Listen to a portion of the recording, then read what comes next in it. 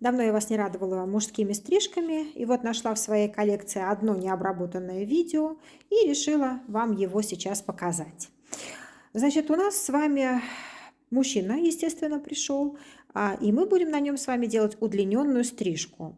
Виски мы будем делать тушевкой, а затылок у нас будет удлиненный. Вот вы сейчас как бы посмотрите, как я это все делаю. Обязательно надо помыть перед тем, как мы с вами начинаем работать.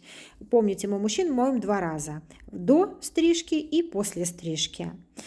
И так как у большинства мужчин длинные брови, начинайте с бровей, потому что подстричь брови, тоже привести в порядок, никому не помешает. Иначе они выглядят как Брежнев. И, скажем так, вот эти большие неухоженные брови придают дополнительный возраст, что тоже не очень хорошо. И мы с вами переходим к стрижке. Вот сейчас, в данный момент, мы приступаем к височку. Как мы отделяем висок? Именно на длину пальчиков, то есть как вам удобно будет работать. Вот видите, мне вот удобно, я взяла, и у нас с вами переходящая линия. То есть мы с вами будем делить вертикальными проборами. Натяжение у нас пряди идет 90 градусов в голове, и аккуратно, небольшими шагами, прядь за прядью мы переходим в сторону от лица к затылку, то есть к затылочной зоне. Каждый раз я вот вам показываю, что у меня моя контрольная заданная прядь видна, и я простригаю по ней. Так как голова у нас все-таки не квадратная, а имеет форму полукруга, поэтому вот когда вы натягиваете перпендикулярно полу прядь, то есть ровно 90 к височной зоне, 90 градусов к височной зоне, у вас наверху получается небольшое удлинение. И это удлинение нам как бы обязательно нужно для того, чтобы создать потом красивую форму.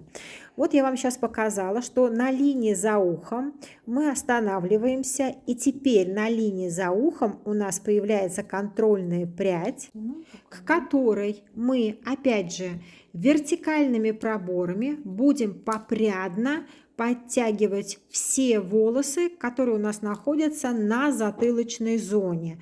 Вот обратите внимание, здесь мы уже передвигаемся по всей затылочной зоне вдоль нашего вертикального пробора, подтягивая волосы все к нашей контрольной пряди за ухом. Вот я вам еще раз показала, видите, это все-таки прядь контрольная у меня находится за ухом. И я подтягиваю поочередно все пряди. И как видите, до самого низа. Не торопитесь, отчесывайте все так, чтобы вам было комфортно стричь. Стоите вы напротив нашей контрольной пряди.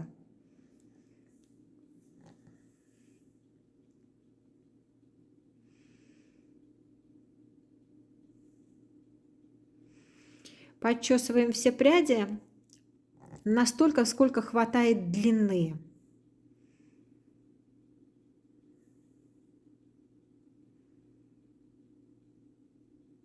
Все, длина у меня закончилась, и мы с вами теперь дальше доделаем, оформляем окантовку. Вы видите рост волос, где растут волосы, и мы с вами повторяем нашу окантовочную линию по росту волос. Сейчас мы с вами доделывать будем окантовку на ушке, то есть оформлять нашу височную ушную зону. Вот еще раз показываю вам, видите, вот рост волос. Мужская стрижка отличается кардинально от женской стрижки. Мы мужские височки, ну если у нас, конечно же, не длинная стрижка, когда короткие достаточно стрижки, мы с вами оформляем окантовку по росту волос. А женские стрижки, я напомню, разница в чем? Это по ушной раковине, по основанию ушной раковины.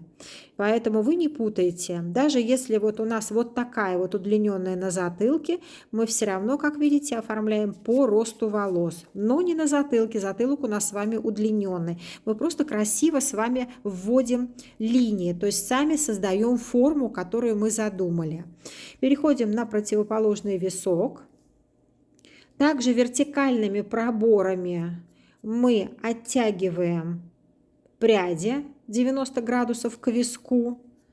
Ну, если вам не хватает длины пальчиков, то вы можете также вот двигаться, как я вам сейчас показала. И у нас с вами переходящая линия. Мы потихонечку передвигаемся с вами к затылку.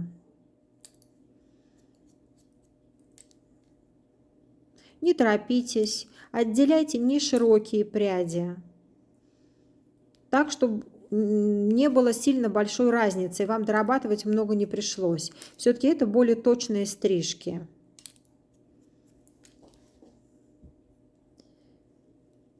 Вот мы с вами дошли уже до уха и переходим на уже затылочную зону за ухом. То есть мы с вами остановились, задали контрольную прядь за ухом, и теперь все подтягиваем попрядно, опять же вертикальными проборами.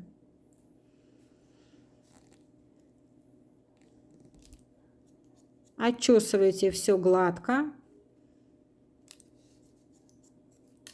Не ленитесь, пожалуйста.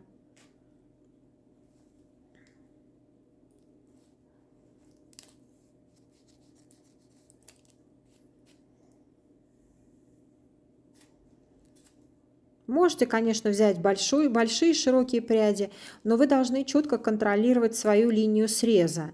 Мы берем прядь именно такую, чтобы нам сквозь нее был виден срез. Поэтому не ленитесь, лучше несколько раз отчесать. Отчесываем до того уровня, до которого нам хватает длины.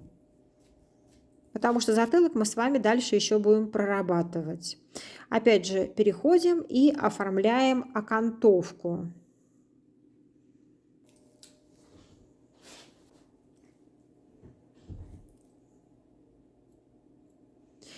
Я буду делать еще тушевку. Здесь тоже, видите, все мы оформляем окантовку по росту волос. Я буду делать здесь еще тушевку, потому что виски у меня будут более короткие, вы сейчас это увидите. Но что мне задает длину конкретно в этой стрижке? Конкретно в этой стрижке длину мне задает бородка. То есть бородка моего клиента. Видите, она не длинная, она имеет такую как бы щетинистую длину. Но вот это и дает нам длину стрижки на виске. То есть я сейчас буду плавно вводить нашу бородку в висок. Если борода у вашего клиента более длинная, вы, конечно же, будете от этого тоже отталкиваться.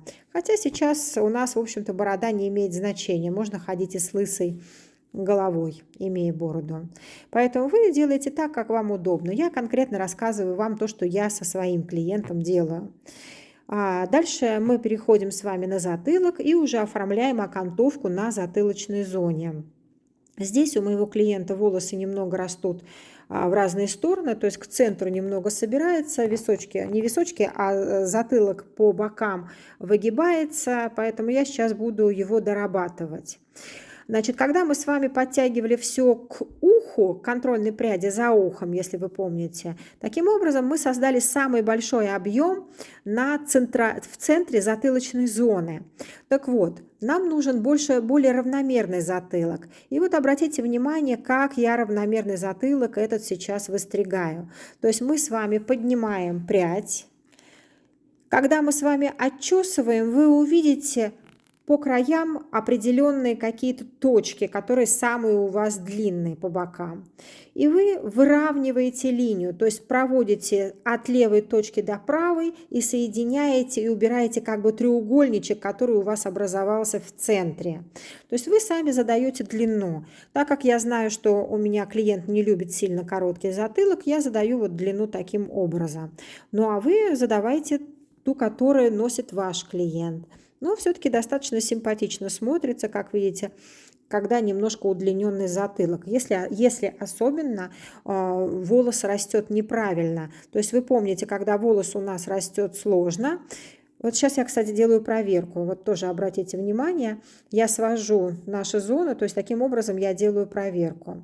Так вот, когда волос растет неправильно, у нас два варианта. Либо выбривать, либо оставлять немного удлиненный. Ну вот в данном случае, поэтому мы носим немного удлиненный, потому что на шее волосы растут в беспорядке, и подбривать он не хочет каждый раз. Поэтому мы придумали и создали вот эту вот форму с ним.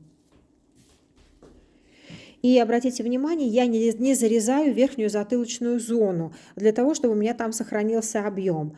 Почему? Потому что вот конкретно у моего клиента там есть небольшая вмятина. Да, поэтому для того, чтобы создать как бы равномерный объем, мы это делаем. Переходим дальше на теменную зону, на топ-зону.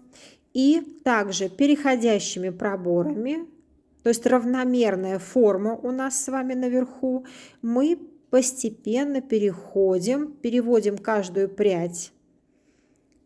Видите, вот так я разделила контрольную, взяла новую, перешла. Вот это называется, да, равномерная форма стрижки, то есть переходящая контрольная прядь. Доходим до макушки. И затем с затылочной зоны мы все попрядно, я показываю вот затылочные зоны, подтягиваю уже к нашей контрольной пряди на макушке. То есть я вот задала контрольную прядь на макушке, и с затылка все подтягиваю к ней. Ну, у нас же есть с вами разная длина теперь получилась. На височке короткая, на макушке длинная. Вы же помните, мы все наверху стригли. Так вот, теперь нам надо свести с вами височную зону с нашей стрижкой наверху, то есть на нашей топ-зоне. И вот таким вот образом мы маленькими шагами сводим. То есть вы натягиваете волосы перпендикулярно нашей височной зоне и вводим с вами длину макушки в длину виска. Аккуратно вводите. Когда мы с вами переходим на затылок, обратите внимание, затылок же у нас более удлиненный, я немного поменяла положение пальцев, но это происходит очень плавно, очень незаметно. Вы поймете, когда, в какой момент вам надо будет развернуть пальцы. Затем мы с вами дальше прорабатываем и переводим наш висок. Видите, я вам показала, я натянула перпендикулярно к голове, вот конкретно этому месту, то есть у нас, где идет с вами переход височной зоны в теменную зону, мы с вами перпендикулярно натягиваем прядь, и опять же там, который будет у вас задан уголочек, ну потому что стрижка у нас так шла, мы с вами его убираем, то есть мы с вами сводим зоны, опять же. Также переходим на затылок и также все плавно и мягко переводим. Не делайте, пожалуйста, большие шаги. Чем мельче вы будете брать проборы, тем более точной у вас будет стрижка, и вам меньше придется ее дорабатывать.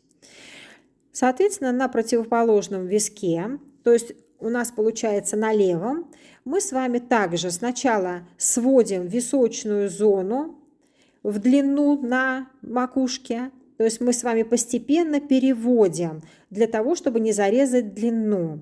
Теперь мы идем в перпендикуляр, вот обратите внимание, и дальше сводим. Вот таким вот образом вы не зарежете длину на теменной зоне, то есть у вас длина останется длинная.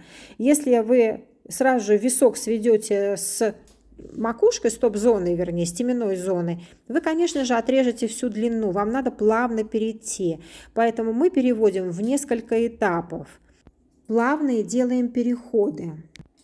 Как видите, мы сначала с вами прошли правую сторону, потом левую, и на затылке у нас все должно сойтись.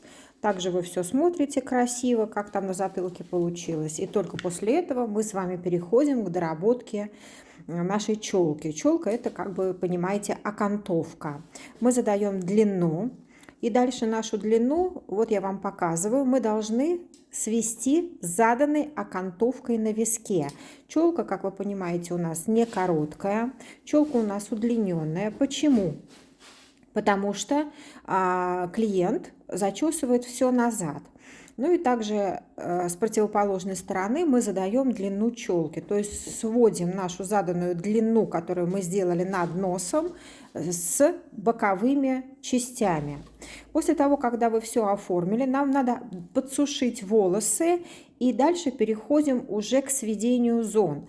То есть, вы помните, я вам уже говорила, что длину на висках определяет наша бородка. Так вот, длину задает наша бородка, то есть размер бороды. Здесь конкретно борода не длинная, а такая как бы небольшая щетина, обросшая на висках. И вот это определяет нашу длину на височной зоне. Методом тушевки мы с вами вводим наш висок в бороду, то есть мы начинаем наоборот идти с виска и сводим затылочную зону, опять же, с зоной на макушке, то есть не на макушке, а на теменной зоне. Методом тушевки плавно мы с вами переводим плавные срезы, переводим длину, естественно, в длину на теменной зоне. Как вы это видите, я делаю все плавно, мягко, не торопясь. Когда я поднимаю расческу, у меня всегда участвует средний палец. Он поддерживает для того, чтобы рука не дрожала. Вы, пожалуйста, не торопитесь, делайте все медленно. То есть принцип тушевки такой. Мы с вами ведем расческу медленно, ножницами щелкаем быстро. Я вот вам показываю медленно, для того, чтобы вы видели, как я срезаю. Работаем мы только по кончикам. Не углубляйте. Вы задаете линию и ведете сами. Вот конкретно вы понимаете, сейчас у меня идет удлинение на затылке. И вам опять же, если вы поставите правильно расческу, то есть вам нужно работать только с кончиками, с глубиной нельзя, иначе вы отрежете все. Поэтому с помощью расчески вы соединяете линии. Мы с вами длинную линию на затылке должны с помощью расчески как бы сделать проекцию и свести с короткой линией на виске. Видите, получается, что именно благодаря расческе вы можете задать эту проекцию, эту линию, по которой вам надо работать. И опять же плавно вводим висок в затылочную зону. Не торопитесь, не надо торопиться. Те, кто только учится тушевке, старайтесь понемножку, медленно идете на одной линии наверх. То есть вот вставили расческу, не надо идти вдоль расчески. Идите по одной вертикальной линии. Только в этом случае вы тогда не ошибетесь и не зарежете длину. У нас с вами внизу уже за ушком на затылочной зоне все-таки волосы более длинные. И как видите, я прорабатываю здесь методом поинтинг для того, чтобы немного убрать объем за ухом, чтобы плавно перевести, так как у нас все-таки висок достаточно короткий, а на затылке объем остался. Вот таким вот методом вы облегчаете эту зону. Опять же, я вам показала только что у меня есть бородка. И эта бородка мне задает именно длину височной зоны. Вы не можете сделать ее короче, хотя я вам уже говорила, что короче, конечно же, можно сделать. То есть есть такие варианты, когда длинная борода и лысая голова.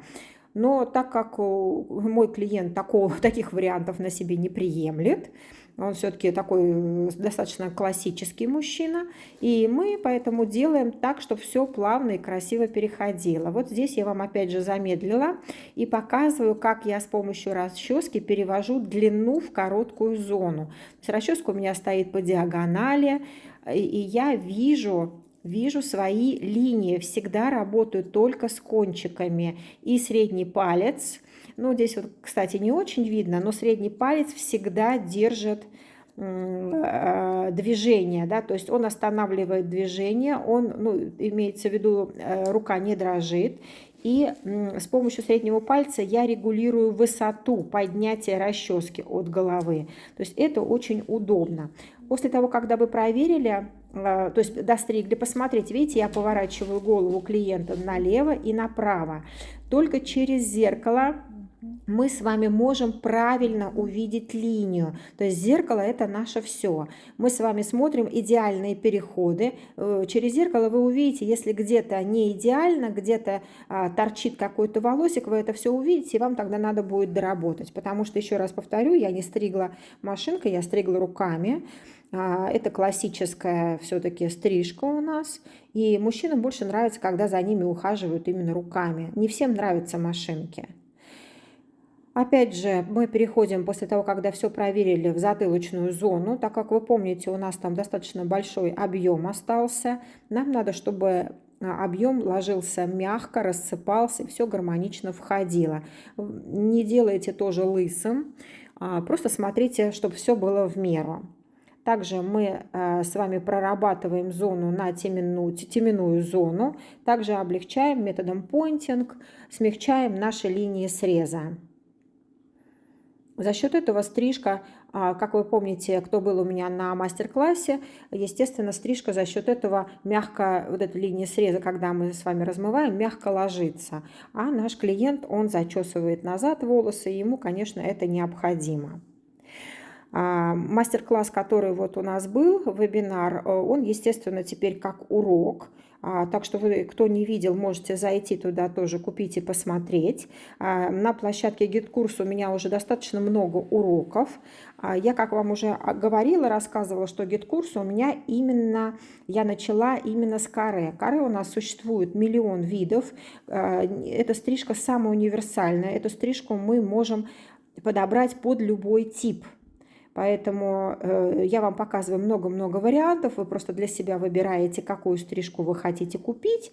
И, соответственно, обучаетесь по ней, по этой стрижке. И потом тренируетесь, естественно, на своих любимых клиентах.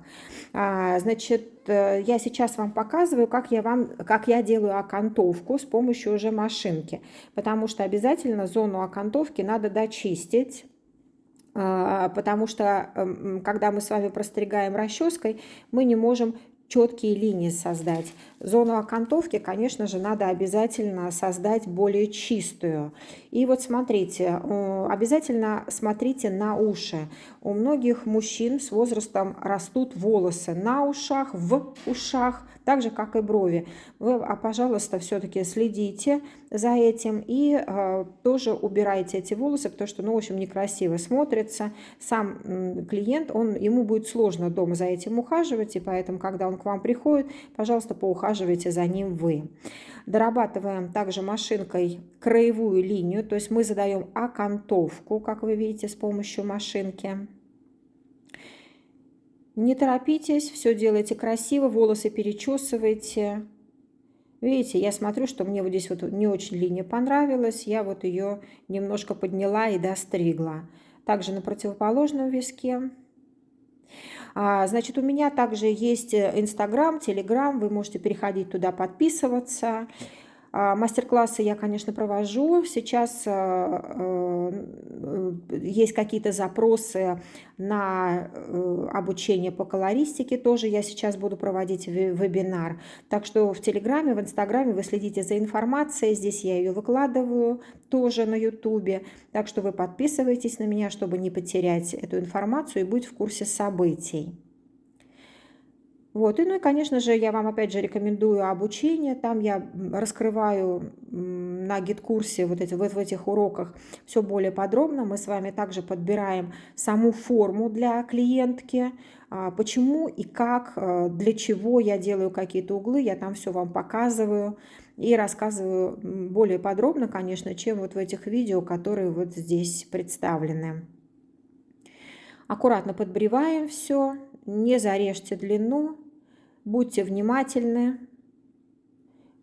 Дочищаем окантовку до самого низа. Вот видите, уже красиво получается затылок.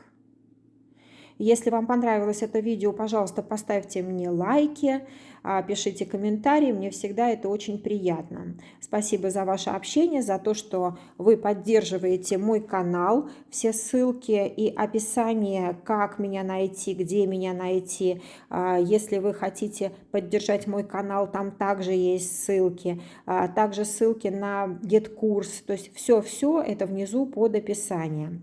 Вот сейчас мы с вами задаем уже окантовочную линию на затылке, так как у нас волосы все собираются к центру, вот обратите внимание, поэтому мы с вами начинаем с центра. И от центра идем уже к ушам. То есть всегда волосы более плотные в серединке, ну так растет. И чтобы посмотреть, как ложится у вас линия окантовочная внизу на шее, вы просите клиента поднять голову так, как он ходит. Так и говорите: поставь голову, как ходишь. Видите, в середине у меня появилась все равно плотность, потому что волосы собираются к центру.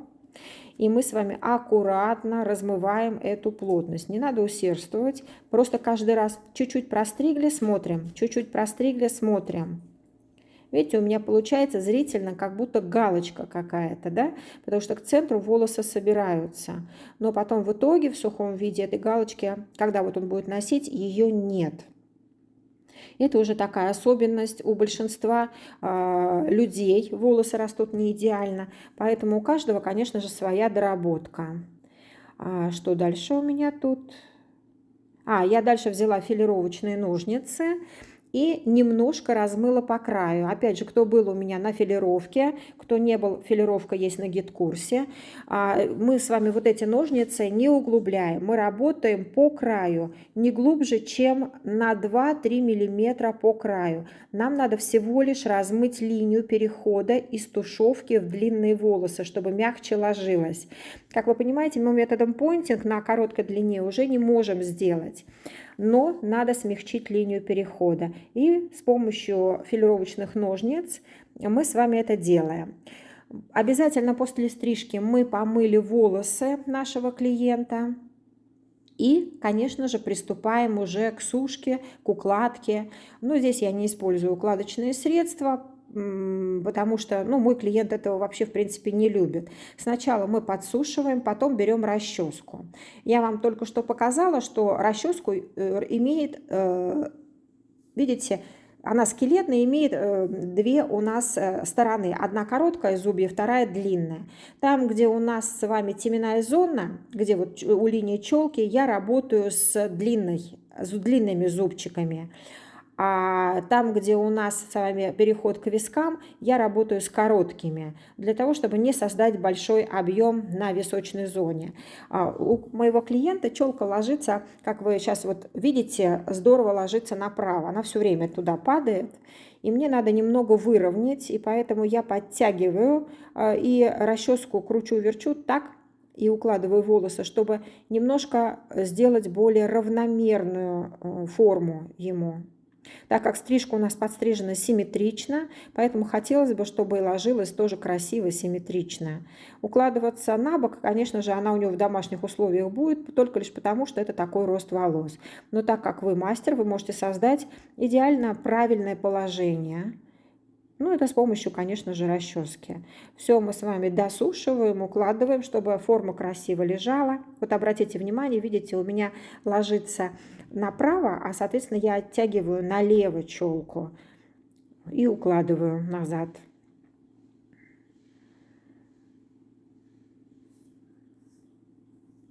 Затылок вы, конечно же, не создаете объем, просто по направлению сушите. Видите, я даже не расческой, а сушу просто руками. Взяла гель. Это, конечно, шоу для вас. Мой клиент, еще раз повторю, он не любит укладочные средства, но вы можете на финише немного волосы как бы закрепить, да? Это гель, он сильной фиксации, поэтому вы делаете только поверхностно, то есть как бы немножко создавая текстуру волосам. Вот обратите внимание, с помощью геля, видите, создалась красивая текстура вот с помощью рук. Кто-то любит, может быть, с помощью крупных зубьев у расчески можете это сделать. Еще раз всем хорошего дня, поставьте мне лайки, люблю вас, пока-пока.